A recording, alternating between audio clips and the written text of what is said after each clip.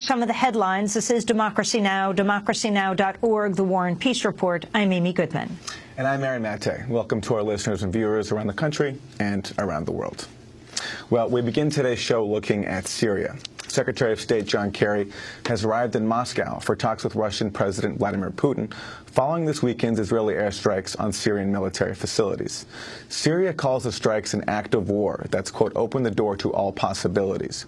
Earlier today, the Turkish government described the Israeli attacks as unacceptable, calling them, quote, a golden opportunity for President Bashar al-Assad to cover up massacres of his opponents. The United States is moving closer toward directly intervening in Syria. On Monday, Democratic Senator Robert Menendez of New Jersey introduced a bill to allow U.S.-provided arms, military training, and supplies to be sent to some Syrian rebel groups. The bill comes amidst conflicting reports that chemical weapons have been used in Syria. Meanwhile, the civilian death toll in Syria continues to rise. The British-based Syrian Observatory for Human Rights said nearly 200 people died each day in April. Half the nearly 6,000 people killed last month were civilians. Nearly 1,700 were rebel fighters. Just over 1,000 were members of the Syrian army. For more on Syria, we turn to Robert Fisk, longtime Middle East correspondent for the Independent newspaper in London. He was just in Syria for 2 weeks. He's author of a number of books, including The Great War for Civilization, The Conquest of the Middle East. Robert, welcome back to Democracy Now! Can you talk about your time in Syria? You were embedded with Syrian soldiers? No, I was not embedded with Syrian soldiers. I've never been embedded with American soldiers or British soldiers or Iraqi soldiers or any other. What actually happened was I got a visa to go to Damascus from the Syrian government, of course. I have a colleague who goes regularly into northern Syria and reports from rebel areas. I spent quite a lot of time talking to old friends in Syria, talking to the military, whom I've always been able to talk to. And while I was talking to them, I said, look, I would like to go up to the front lines in northwestern Syria. That's to say, within a mile of just a mile and a half of the Turkish border. To my amazement, they said, yep, fine, get on a plane, go to Latakia, we'll meet you there. You can go and see our soldiers and talk to them. And this is what I did. The only restriction they had on me is they didn't want me to take photographs of their faces. I could take pictures of them from behind. I could take pictures of the front line. I could climb on their tanks and take pictures, which I did.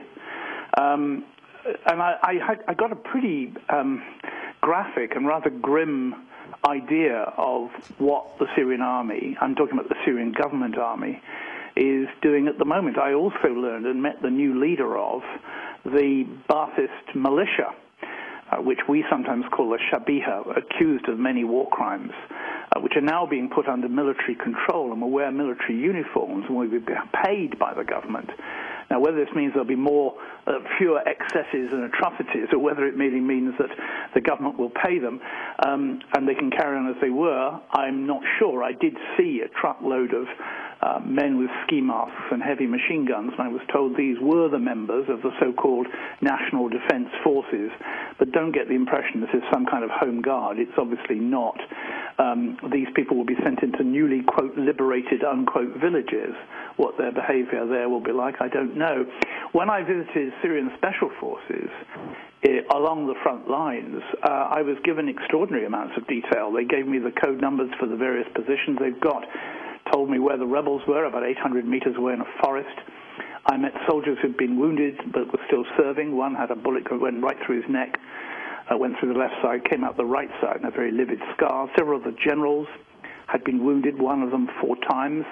Officers in the Syrian army always say that they go and lead their men. They're at the front, and it appears to be true. When I started questioning them about how many armed rebels they'd killed in one particular village, they said 700. And I said, how many did you take prisoner? And he said, none. And then another point, they showed me a destroyed house had been destroyed by tank fire. And they said that 67 rebels had been killed there. And I said, well, how many prisoners? And they said none, which obviously told its own story. At one point, quite remarkably, a general produced from his pocket a video, a mobile phone with a video on it, showing heaps of corpses of bearded men whom he said were terrorists, his word for it, of course, that usual cliche which the Israelis use as well for their enemies, rebel opponents who are Islamists, he claimed. And there were indeed heaps of corpses. What was particularly chilling was when, on the video, which he was showing me, and this again, remember, was a Syrian general, on 2 occasions a military boot came down and crushed 2 of the dead faces on the screen.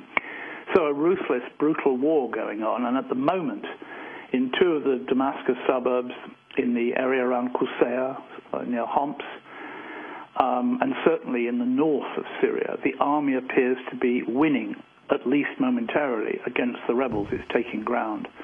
Doing so, of course, with ruthlessness and no great human rights alongside it, I imagine. I don't think this is an army that cares very much about its enemies unless they're dead. Robert, what's your assessment of these charges of chemical weapons attacks? Do you think that the Syrian government or the rebels are using them?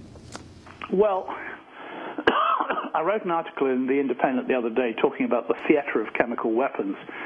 And frankly, after the disgraceful lies which we were told about the weapons of mass destruction in Iraq prior to the invasion by your then President, Mr. Bush, and our beloved Prime Minister, Mr. Blair, I tend to take a deeply cynical view of chemical weapons use in any country. We know Saddam used chemical weapons against the Kurds. We tend to forget that the components of those chemical weapons came from New Jersey. But look, I had a talk with a Syrian army intelligence officer over coffee in Damascus, and I put it very frankly, look, you've got chemical weapons, you've always had chemical weapons from the Russians. Do you use them? He said, why on earth would we want to? He said, we've got MiGs with firepower infinitely more destructive than chemical weapons. Why would we want to use chemical weapons when we have MiGs with bombs?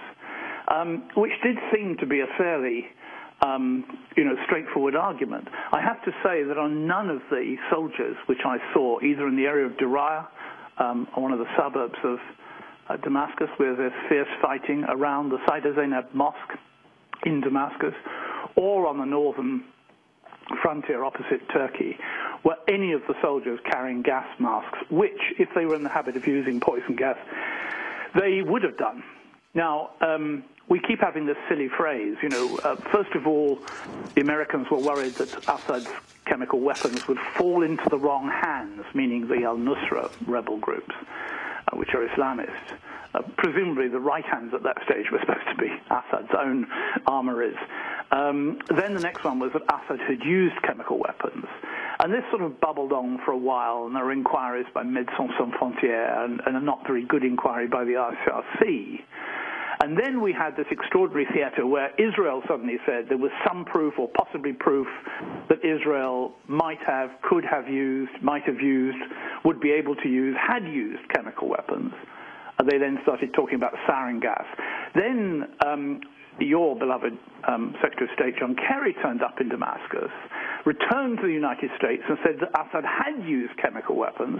And Obama then said, well, he might have, could have, might in the future. It would be a game changer, a lovely cliche. I mean, at least he admits it's a game in the Middle East.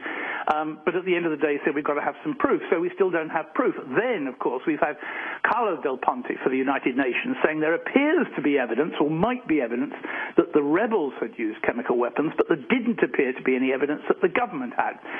Well, blow me down. There are 3 young children in a hospital in Tripoli in northern Lebanon who do have deep burns, but apparently do not have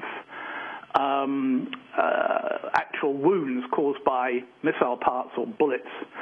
And it's been suggested that they were the victims of a chemical weapon attack by the Syrian government. Possibly, but they also conceivably, according to one doctor I spoke to in Beirut, could have been suffering from the use of phosphorus shells. Now, phosphorus shells should not be used against civilians, only against the military. But it's quite possible the Syrians do have such munitions. But, of course, that's not an argument that the Americans would want to take up, since the U.S. used the same munitions on civilians as well as militants in the town of Fallujah during the battles for Iraq 8 years ago. So don't ask me if they've used chemical weapons. It's conceivable. There really isn't any proof. The Israelis don't appear to have any proof. The Americans don't appear to have any kind of finite proof, and I don't think the UN has any finite proof that the rebels have used it. What you have got to realize is that this is a propaganda war just as much as it is a savage war killing many thousands of human beings. The propaganda war is very much pointing the finger, of course, at Iran, which may be why the Syrian war is being fought. Robert Fisk, this is retired Army Colonel Lawrence Wilkerson, former Chief of Staff to Secretary of State General Colin Powell. Wilkerson is raising questions about the reports of chemical weapons attacks in Syria. He appeared on Current TV. We don't know what the chain of custody is. This could have been an Israeli false flag operation. It could have been an opposition in Syria, and one wonders what part of the opposition, false flag operation, or it could have been an actual use by Bashar al-Assad. But we certainly don't know with the evidence we've been given, and what I'm hearing from the intelligence community is that that evidence is really flaky. So there's no way I would say my red line had been crossed and start something serious in terms of U.S. intervention based on this very flimsy evidence. That's James Wilkerson, the former Chief of Staff of then Secretary of State Colin Powell. But I wanted, Robert Fisk, to get your response to the latest news of the Israeli attack in Syria. When President Obama was in Costa Rica, he spoke briefly about this weekend's Israeli airstrikes. He said Israel has the right to stop weapons shipments to Hezbollah. I'm not going to comment on what happened in Syria yesterday. I'll let the Israeli government confirm or deny whatever strikes that they've taken.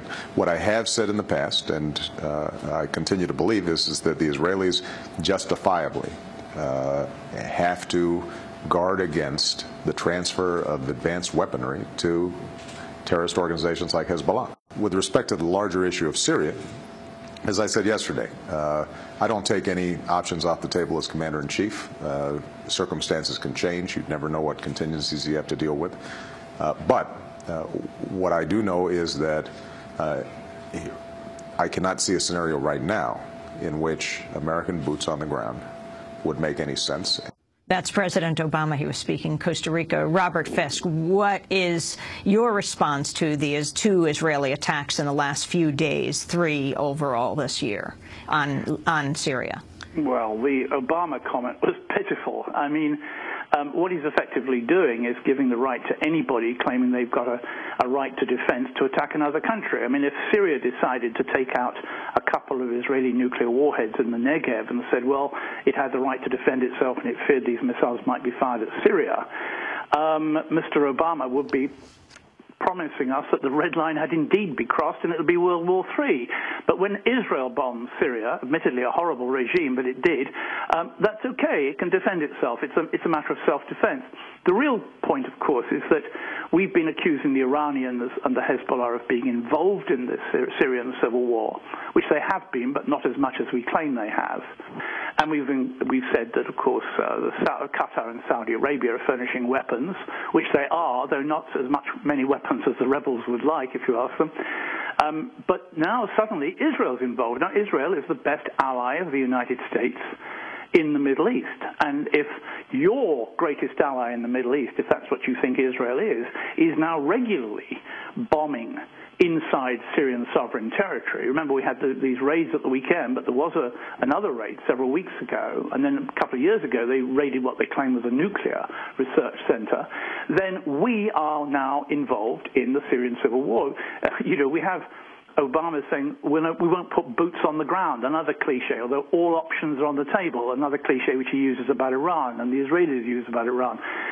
But really, it's not a matter of cliches. The fact is that America's greatest ally and an associate of NATO is now fairly regularly bombing Syrian government forces. It is participating, we are participating, in the Syrian civil war. Are they really bombing missiles going to the Hezbollah, the so-called Fatah 110 missile, which was first test fired by Iran, 11 years ago?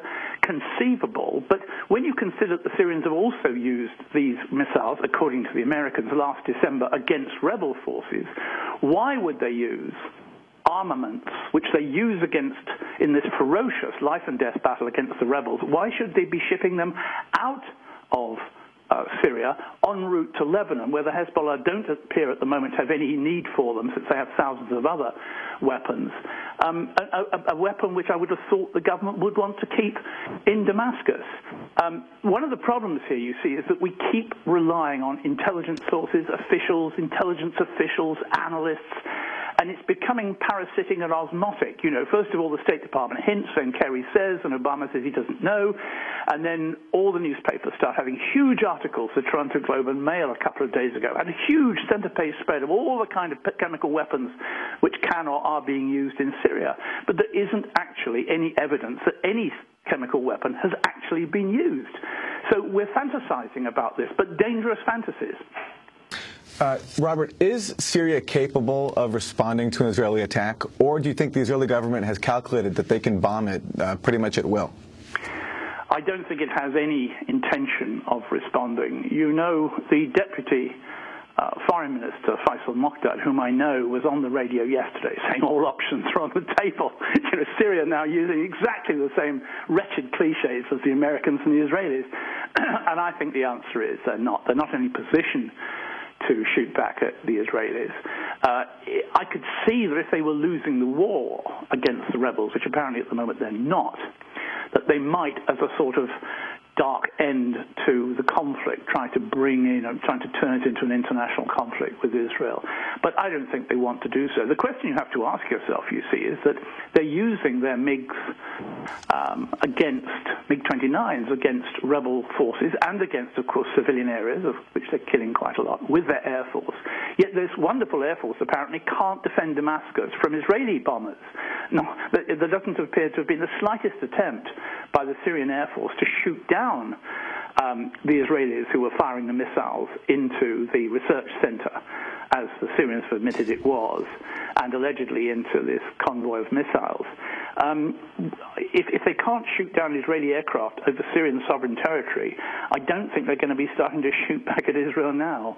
And the move by the U.S. Senator in the New Jersey Democratic Senator Robert Menendez introducing a bill to allow U.S. to provide arms, military training, supplies to Syrian rebel groups. The significance of this, Robert Fisk? Well, we saw the significance when we supplied lots of training and weapons to the Mujahideen in Afghanistan, one of whom was called Osama bin Laden. We've seen in many other wars, particularly in Central America, where America's support for brave freedom-fighting rebels, using one of the phrases of Ronald Reagan, turned them into various murderous militias. And there are plenty of murderous militias already in Syria, one of which belongs to the government, but others which appear to be in the opposition forces. I'm thinking of al-Nusra, which has accepted its links, or links at least, with al-Qaeda. Are these people going to be given American weapon training? It's an odd situation because, you know, in Mali, we're supposedly rooting out the center of jihadism, as I think one of the French ministers said. And then we're told by William Hague, our current beloved foreign secretary in London, that the center of jihadism is in Syria. So we're doing rather odd things at the moment. We're trying to destroy and liquidate al-Qaeda in Mali, but trying to give arms training to them in northern Syria. It really is a world gone mad, but oddly enough, you have to be in Syria to realize how mad it is. There's an odd thing that when you actually are traveling around Syria, Latakia, Tartus, Damascus, and further north than Latakia, and you listen to the news coming out of Washington, it's like Americans are living in this kind of fantasy world that bears no relation to planet Earth, where I'm trying to report. And this is getting steadily worse. And I think one of the problems is, as I say, this parasitic osmotic relationship between journalists and power, our ever-growing ability, our wish to, to rely on these utterly bankrupt comments from various unnamed anonymous intelligence sources. And I'm just looking at a copy of the Toronto Globe and Mail, February 1st, 2013. It's a story about al-Qaeda in Algeria. And what is the sourcing? U.S. intelligence officials said, a senior U.S. intelligence official said, U.S. officials said, the intelligence officials said, Algerian officials say, national security sources considered, European security sources said, the U.S. officials said, the officials acknowledged. I won't bore you. I've got another even worse example here from the Boston Globe and Mail, November 2nd, 2012. But, you know, we might as well name our newspapers Officials Say. This is the cancer at the bottom of modern journalism, that we do not challenge power anymore. Why are Americans tolerating these garbage stories with no real sourcing except for very dodgy characters indeed? And Robert Fisk, what do you think finally should happen in Syria? I don't think there's any happy solutions. I fear I know a settlement will be a kind of federal state that will bubble along in a state of sort of half civil war and half ceasefires, which is what happened in Lebanon for many years, although Lebanon's death toll after 15 years was only twice what Syria's is in perhaps only 2 years, or just over 2 years. We'd like to see a democracy, wouldn't we? But although the word democracy has a bad taste, a ring in it for many Arab Muslims for good reason, we'd like to see some kind of freedom and dignity, which is what Syrians originally asked for before the massive peaceful protests on the streets. They weren't completely peaceful, but they were pretty peaceful, turned into armed militia, government forces battles. But I don't see any sign it's coming. I have to say that I don't think Syria will turn into a caliphate. But I said to several friends of mine, you know, how long is this going to last? And they said at least another 2 or 3 years. Robert Fisk, we thank you very much for being with us. Longtime Middle East correspondent of The Independent in London, just in Syria for 2 weeks, author of a number of books, including The Great War for Civilization, The Conquest of the Middle East. He is based in Lebanon, but speaking to us from Ireland. This is Democracy Now!, democracynow.org, The War and Peace Report.